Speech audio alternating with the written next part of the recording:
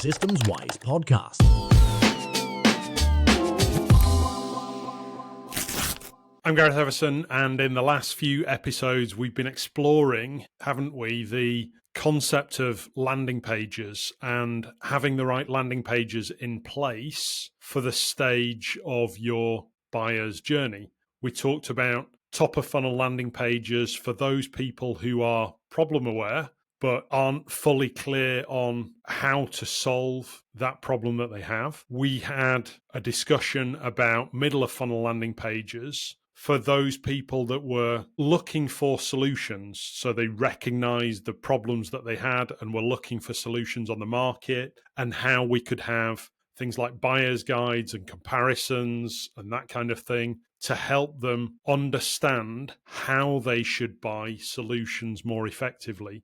And then in the last episode, episode 43, we talked about bottom of funnel landing pages, and specifically around what you should and importantly shouldn't include on bottom of funnel landing pages to make sure that you could get the highest possible conversions that you could for people signing up to book an appointment with you or to buy a product from you or to take that bottom of funnel action that you wanted them to. On today's episode, I want to focus on a number of different landing pages that don't really fit into any of those sort of customer journey type scenarios. It's landing pages that either you don't own yourself or that are a lot more generic in terms of attracting people that might be at different stages of their journey with you. So let's get into that. I've got 3 different scenarios to talk about on today's episode, and you'll get a picture of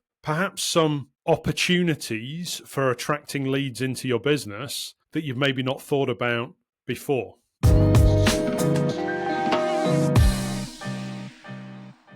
The first one of these landing pages is one that summarizes you as a person or a business, where somebody can go to just one page and see what you're all about and self-select, if you like, their next course of action. You remember those books that we had in our childhood, the Choose Your Own Adventure books? Well, Linktree-style landing pages are almost that exact style of landing page. Where has this concept of the Linktree-style page come from? Well, it's come from social media, and how on most social media sites, be it LinkedIn or Instagram or Twitter, now known as X, Facebook even, you only have room for one prominent URL associated with your profile. And so as a result of that, smart businesses have recognized the opportunity to be able to offer a single page website that represents you in summary and represents your core offers, whether they're top of funnel, middle of funnel ones, where you can put links and a little bit of information relating to them for people that click on that one link to your Linktree style landing page. And what you'll find on these pages that you'll click through to is probably 4 or 5, maybe 6 or 7 links on there that meet that social media visitor where they are. So it might be links to your other key social media profiles. It might be a link to go to your main landing page for your top of funnel downloadable lead magnet, for example. You might be, if you're feeling bold and you've got an easy entry sales offer, have a link on there that takes them through to buying something that's relatively low cost from you straight away. It might be your book, or it might be a simple video series or a mini course or something like that represents a relatively low value transaction that somebody can go and buy instantly from that one link. I call these Linktree style landing pages because of the first company, or the first most prominent company to come up with this concept of the single page site. And if you go to their website, which is Linktree, and they spell that Linktr.ee, Linktree, or Linktree.ee, you'll be able to see a demonstration of what those single page sites is all about. Now, because they've had some traction in this market, they've also been copied. So, for example, if you are a subscriber of mine, or you're a subscriber of High Level directly, or you're working with a high-level white label supplier yourself, you'll know probably that you can create one of these single-page Linktree-style sites in your own account, and you can point either a separate domain or a subdomain to it and have people go to your own page. Save yourself a little bit of money on a Linktree subscription directly. These style single-page sites, if you like, are really useful in the sense that you don't know what stage somebody that visits your social media profile is at in their buying journey. And so if you only had a link in your social media profile to perhaps your homepage or your top of funnel lead magnet, you might be missing that person at the point where they're at in their journey. And so I'm a great advocate of these Linktree style pages to help you create a pre-filter of people that have come from your social media but are coming into your world for the first time, and helping them to filter themselves down the right pathway. So that's Linktree style landing pages.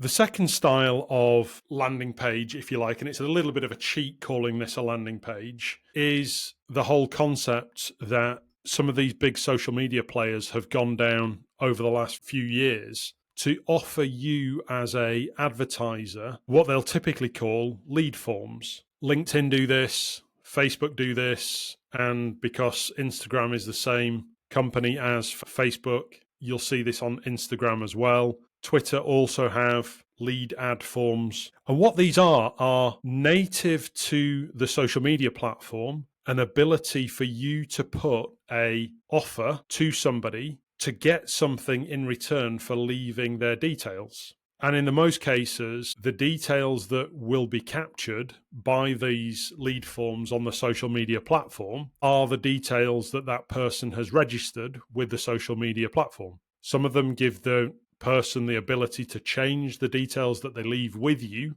in return for getting this download or this guide or this opportunity to meet with you. And obviously you'll vary your offer to them depending on who you're targeting and where they're at in their buyer's journey. But the key concept around this is that in effect, you can present to them some detail of what they'll be getting, some of the benefits, and including a headline around that, and then make them a simple offer that in return for their details, you'll send this particular guide, or you'll give them the opportunity to watch a particular video or book some time with you in return for them leaving those details. I include this in here because it's actually a really good way and a really accessible way without you having to put up any pages on your website.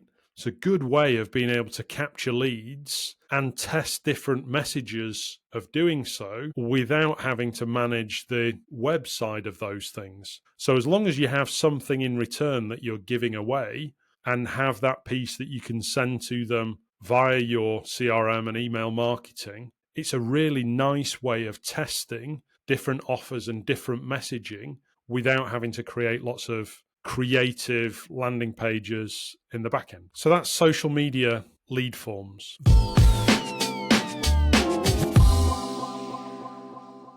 The third and final landing page format that isn't on a property that you own is what I'd refer to as affiliate pages. Affiliate pages are simply this, that it's a page on somebody else's website that is probably co-branded between you and that referring person that explains your offer to that other business's leads and customers.